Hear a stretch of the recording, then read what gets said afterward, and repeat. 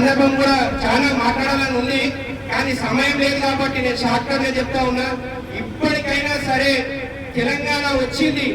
ఏ తెలంగాణ వచ్చింది? భౌగోళిక తెలంగాణ వచ్చింది. సామాజిక తెలంగాణ ఎప్పుడు వస్తుందయ్యా అంటే ప్రతి ఒక్క తెలంగాణ ఉద్యమకారునికి న్యాయం జరిగినప్పుడు మాత్రమే సామాజిక తెలంగాణ వస్తుంది. ప్రతి ఒక్క ఉద్యమకారునికి న్యాయం జరగాలంటే ఎన్నికల మేనిఫెస్టోలో పెట్టిన విధంగా ఉద్యమకారులకి ఖచ్చితంగా ఇస్తాన్న ప్రతి ఒక్కటి ఇవ్వాలి. 250 గజాల స్థలాన్ని ఇవ్వాల్సిన ఆవశ్యకత ఎంతైనా ఉన్నది. ఉద్యమకారులకి సాధారణ పెన్షన్ కింద 4,000 రూపాయలు ఇస్తా అన్నారు. ప్రత్యేక పెన్షన్ కింద 25,000 రూపాయలు ఇస్తా అన్నారు.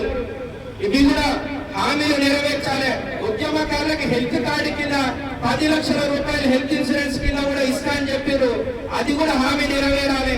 ఉద్యమకారులకి గుర్తింపు కార్డులు ఇవ్వాలి.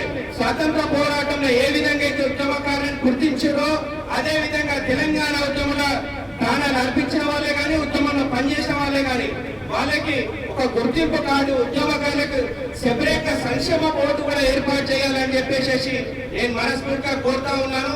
ఈ నెల వచ్చే నెల జూలై 2వ తారీఖు నాడు ఏదైతే పోరాటం తీసుకుంటా ఉన్నారో ప్రతి ఒక్కరు కూడా ఉద్యమకారులు ఇది మన కోసం తీసుకున్న కాన్సెప్ట్ కాబట్టి ప్రతి ఒక్కరు కూడా పార్టీలు వేరైనా సరే, జెండాలు వేరైనా సరే, ఎజెండాలు వేరైనా సరే అన్ని సంఘాలు, అన్ని వర్గాలు, అన్ని పార్టీల వాళ్ళు కూడా ఈ భూ పోరాటంలో పాల్గొని నిజమైన ఉద్యమకారులకు న్యాయం జరిగితేనే మనకి నిజంగా కూడా న్యాయం జరుగుతుందని చెప్పేసి నేను మనస్ఫూర్తిగా కోరుతా ఉన్నాను.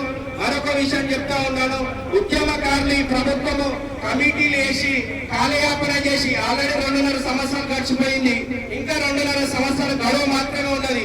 ఈ 2.5 సంవత్సరాల కాలయాపన చేయకుండా కేకే కమిటీలని, ఆ కమిటీలని, ఈ కమిటీలని, రకరకాల కమిటీలను కాలయాపన చేయకుండా నియోజకవర్గాల వారిగా తెలంగాణ ఉద్యమంలో నికాసైన ఉద్యమకారులు ఎవరున్నారు వాళ్ళని గుర్తించే పని ఇమ్మీడియట్ గా పెట్టుకోవాలి.